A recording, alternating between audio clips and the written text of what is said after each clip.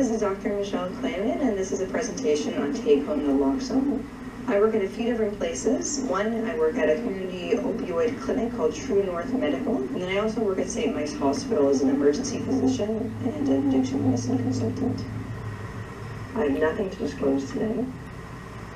The learning objectives for today is to first understand the rates of opioid overdose in Canada, although I do have some American stats to show you. Second, to recognize the signs and symptoms of opioid overdose. 3, learn how to manage an opioid overdose. 4, how to understand the role of take-home naloxone. And finally, to identify resources for naloxone training of your clients. So you're all familiar with the faces on this slide.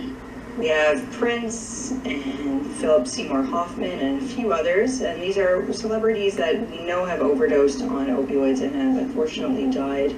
However, we have to remember that opioid overdose just does not affect people who abuse opioids. Think about the 80-year-old grandmother who takes a few extra Percocets on a Wednesday because her back pain is flaring up, or a child who gets into his mother's methadone dose in the fridge and overdoses an opioid. So even though these pictures are representative of some famous people, we have to start thinking about others who might be at risk for opioid overdose. When we look at the statistics for...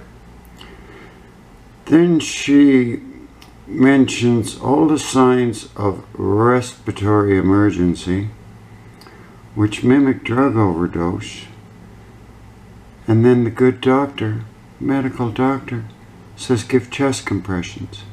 When you empower millions of people with what the doctor says is a life-saving technique, they're eagerly following orders, killing anyone with any breathing emergency.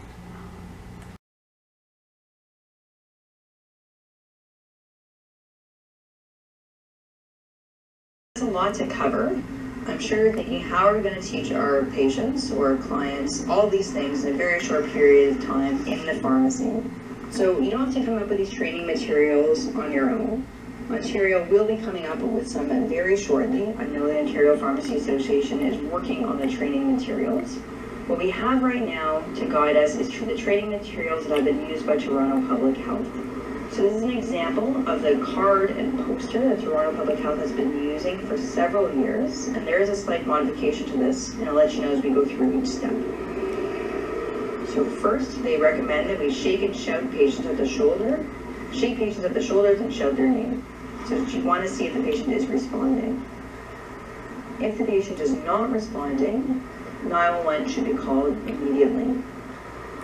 3, naloxone should be injected into the arm or leg muscle.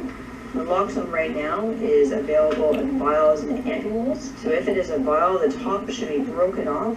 Often there is a safety top on the vial, and naloxone should be drawn out into the syringe and then injected intramuscularly. If it is an ampule, the plastic cap must be flicked off, and then the naloxone can be drawn out quite easily. The entire dose of the vial or ampule should be drawn up and then injected. 4th, Toronto Public Health recommends doing chest compressions. Again, as I mentioned this before, it is really hard to determine when somebody is not breathing well or gasping whether or not their heart is pumping. So chest compressions are essential in case they have had a cardiac arrest. Data does show that chest compressions are not going to harm patients if their heart is pumping, and again, can act as a form of deep stimulation and wake them up. Toronto Public Health has modified this step, and they have also added in rescue breathing if the bystander is appropriately trained in how to provide rescue breathing. It is an optional step, as we do know from studies that it is very difficult to teach and to learn how to give proper rescue breathings. So they focused here on chest compressions.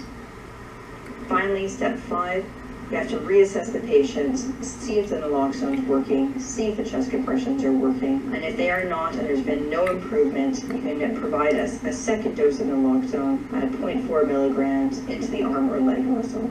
After the second dose is complete, they recommend continuing with chest compressions until EMS arrives. Toronto Public Health has also produced this document outlining the signs of opioid overdose and recovery position. So they put some information here that helps remind patients what opioids are. So opioids include OxyContin, Oxyneo, fentanyl, heroin, Percocet, dilaudid codeine, morphine, and methadone. And again, naloxone only works for opioids.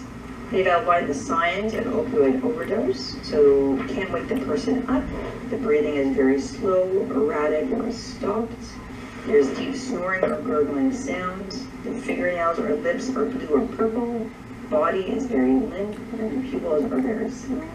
Then recommend the recovery position. So they've recommended putting the patient in the recovery position if they are unconscious and breathing, or if they have to leave the patient unattended. These documents are available free of charge on the Toronto Public Health website. Read comment box for the medical information.